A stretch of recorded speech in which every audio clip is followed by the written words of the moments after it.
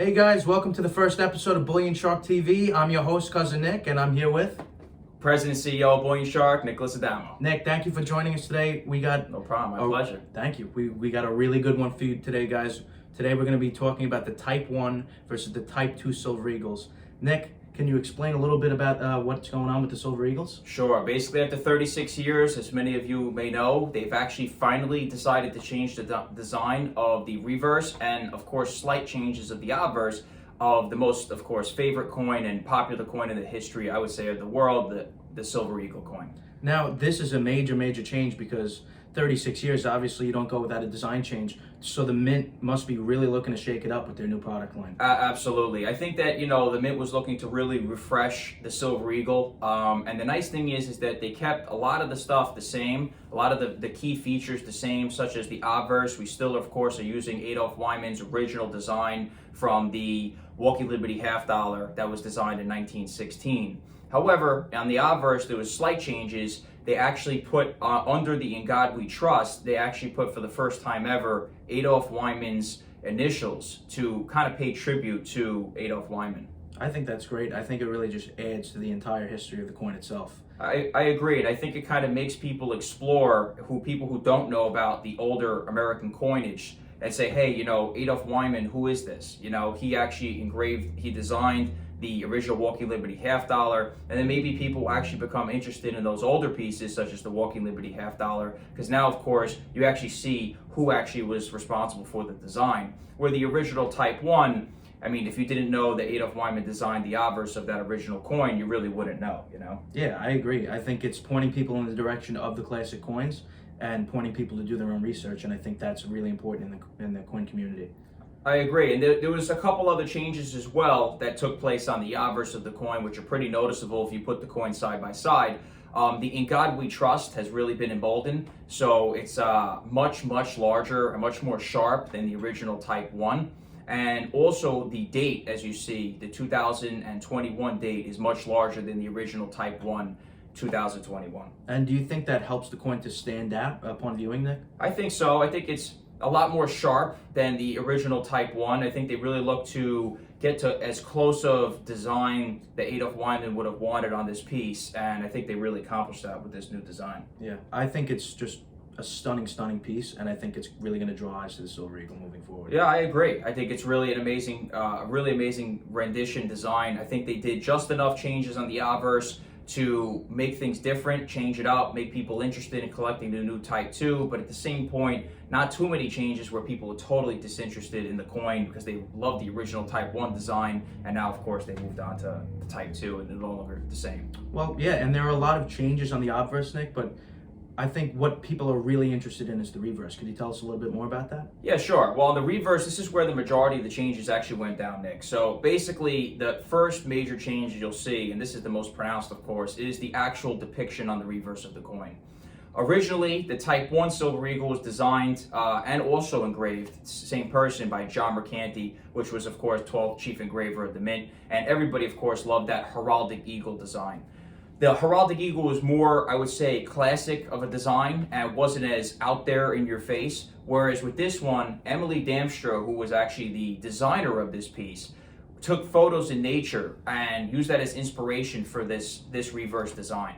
And as you'll see on the reverse, it's actually a really fierce-looking eagle with its wings outstretched, holding an oak branch in its talons, and it's actually in the midst of landing. Hence why they're calling this the landing eagle. That's incredible. I think that just depicting America in its truest form, in the form of a natural eagle that's just doing its thing in nature and just embodying everything that we are, I think that goes a very long way on the reverse of a coin. I agree. I think this really shows the integrity and, of course, the strength of America and the true natural beauty, right? That, pride and everything else in our country doesn't have to necessarily be refined. It could be, nature-like and natural. Absolutely. And Nick, there's a few other changes on the back of the coin. Could you just let everybody into those changes that they've recently made? Sure, yeah. So you'll see one noticeable thing, which a lot of people, and my clients included, actually thought this was a mint mark at first, but don't mistaken this as a mint mark. They actually have two different initials of the two different engravers. Engraver and designer. So you have one, which is Emily Damstra, who actually designed the piece, and then you have the man who actually worked and engraved on the coin, Michael Gaudioso. So they have the two different artists who worked on this piece, which is different than the original Type 1, where John Mercanti was responsible for both. So basically, do you think that this coin is about giving credit where credit's due? I mean, there's so many different engravings of everybody that worked on the coin. Do you think that they're really just trying to showcase the talents of all those who worked on it? Yeah, I think so. I think that, on the obverse of the coin, they put Adolf Wyman's initials under the "In God We Trust" because they wanted to pay tribute to Adolf Wyman, and I think it was really, really a good, unique way to bring back the history of the original Walking Liberty half dollar. And then on the reverse, of course, they wanted to pay tribute to the two people who worked on the coin, which I think rightfully so. And, there's a couple also other features that they changed on the coin. One being noticeable on the edge of the piece. If you look at the reeded edge, like the original Type 1 was solely a reeded edge. This is a reeded edge, but has a little, basically a little spacing. And the reason why they did that, the Mint, was to try to prevent counterfeiting. And they're trying to get on par with the Canadian Mint, South African Mint, and other mints around the globe and make the coins, the Silver Eagles, harder and harder to counterfeit. So this was their little anti-counterfeiting measure that they implemented in this coin. So clearly a lot of work went into this coin. The design is absolutely beautiful. You have those emboldened characters on the front. I think that overall this is a home run, but I'd love to hear your thoughts on Nick. What is your overall thoughts? Yeah, I love both coins. I mean, I love the Type 1. I think it's a really classy, unique design, really embolds and, encompasses America's strength and integrity. And I think that the reverse of this brand new Type 2, I think, is really just the natural beauty of America and what we really have to offer here as a country. And of course, I think it's absolutely stunning. I think both are stunning.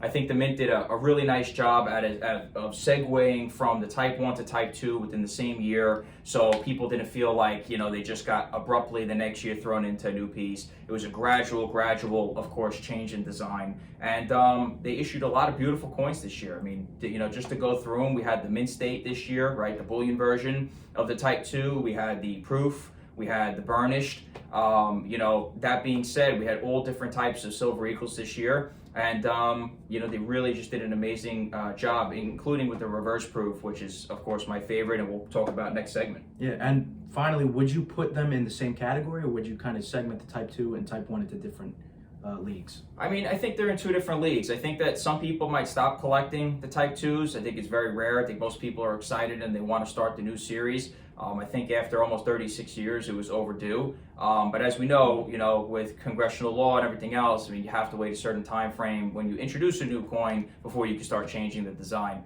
So, but I think after 36 years, this was rightfully, ready to rock and roll and change its design and get people excited. New collector base, of course, into the market. I think the Mint has actually had over 100,000 new customers just the last year or so. So I think that these new programs are working, and I think that they're going to continue to excite people and get people involved.